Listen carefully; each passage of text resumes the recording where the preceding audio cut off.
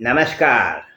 ઓમ વક્રતુંડ મહાકાય સૂર્યકોટિ સમપ્રભુ નિર્વિઘ્નમ કુર્મે દેવ સર્વકાર્યેષુ સર્વદા. નવરાત્રિ મહાત્મ્ય, માની ભક્તિ કરવા માટેનો વિશેષ સમય. નવરાત્રિ ચાલુ થશે, માની ભક્તિ કરવા માટેના દિવસો. નવરાત્રિ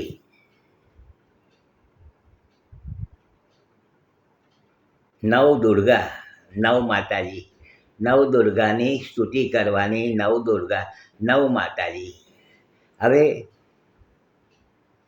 માની ભક્તિ જેટલી પણ કરીએ એટલી ઓછી છે.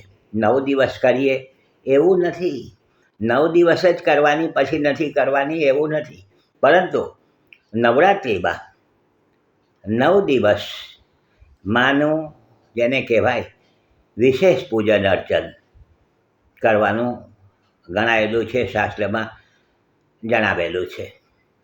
અને આ નવરાત્રિમાં માની ભક્તિ શક્તિ મુજબ ભક્તિ કરવાની છે. મારે થોડુંક વિગતે વાત કરવાની છે.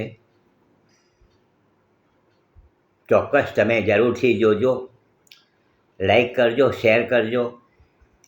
અને યુટ્યુબ ઉપર, ફેસબુક ઉપર પણ આ બધું વસ્તુઓ મૂકતો હોઉં છું. ઘણા બધા જૂના એપિસોડ, નવા એપિસોડ આપ યુટ્યુબ ઉપર પણ જોઈ શકો છો.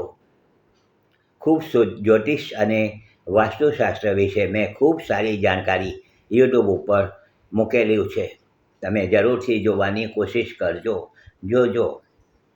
તો નવરાત્રિ એક વર્ષમાં 4 વખત નવરાત્રિ આવે છે. એક વર્ષમાં 4 વખત નવરાત્રિ. 2 ગુપ્ત નવરાત્રિ ને 2 જાણીતી નવરાત્રિ.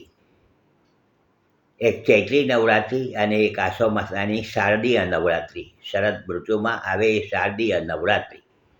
એક મહા મહિનામાં આવે અને એક આવે છે ફાગણ મહિનામાં, એક આવે છે. તો આ રીતે 2 ગુપ્ત નવરાત્રિ અને 2 આપણે જાણીએ છીએ ચૈત્ર મહિનામાં અને આસો મહિનામાં.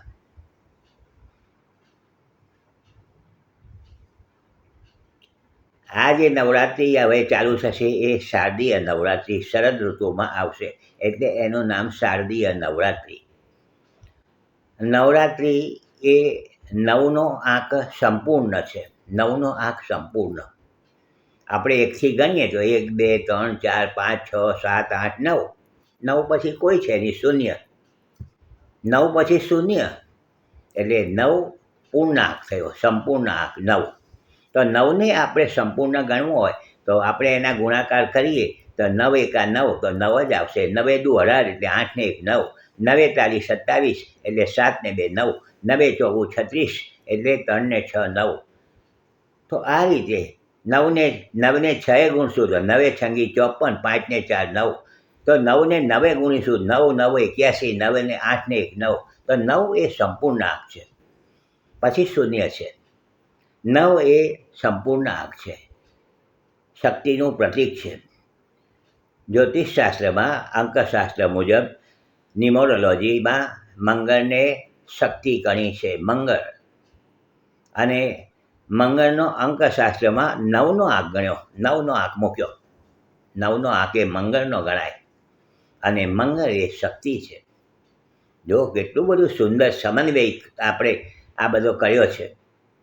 આપણા ઋષિમુનિઓની આ બધી દેન છે કે આ રીતે આપણે માને યાદ કરવાના છે.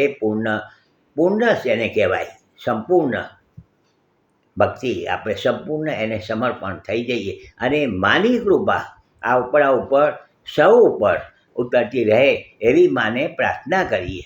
તો આ બધી વાતો છે, વિગતે થોડીક વાત કરીશું. જોડાયેલા રહેજો, લાઈક કરજો, શેર કરજો, બીજાને જોવાની ભલામણ કરજો. હસમુખલાલ ઝવેરીના સૌને નમસ્કાર. જય શ્રી કૃષ્ણ. ઓમ નમઃ શિવાય. જય માતાજી.